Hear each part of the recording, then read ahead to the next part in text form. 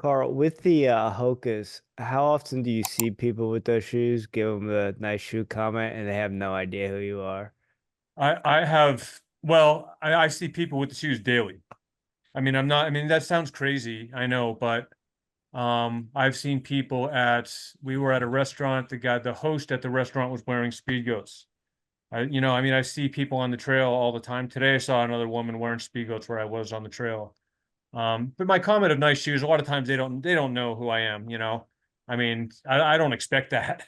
But I kind of throw it out there, and then every once in a while, someone kind of recognizes me and something like that. It's been an incredible ride with Hoka. You know, the idea of making the shoe was just a conversation of myself and the president of Hoka at the time, Jim Van Dyne, walking around the outdoor retailer show, and I had the idea, hey, let's make a shoe, name it Speed Goat, and it'll be named after me. And Jim jumped on that within like 5 minutes. We had a deal, and then before you know it, we were making a shoe. So um, that's the dream world of my life.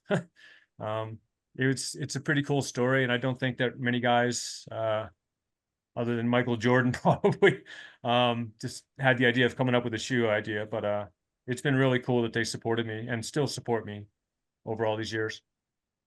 Did you get a Michael Jordan type contract with that deal? Sounds probably not as big as Jordan's.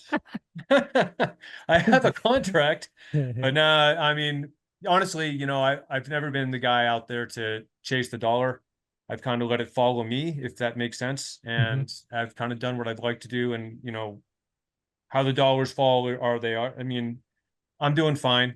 We'll just say that, Yeah. and it's just been really cool that that happened. It was just a kind of a random idea and boom, and all of a sudden 10 years later it's like, I don't know if it's the number one selling trail shoe in the world, but I see it more often than not. It's crazy how they're, I mean, globally too. If you go to UTMB, that race, thousands and thousands of people, I mean, it almost felt like half the field was wearing them. It seemed that way because you see them all over the place. Yeah. So it's pretty cool.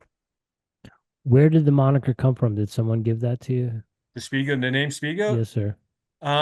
Well, the story is, I was driving home from the Pikes Peak Marathon with a few of my buddies. We had run the race and we're driving home and just yakking in the car about nothing. And we saw this jackrabbit across the road, and my buddy and I were just like, hey, it looks like a speed goat. And it just came out of my mouth out of nowhere.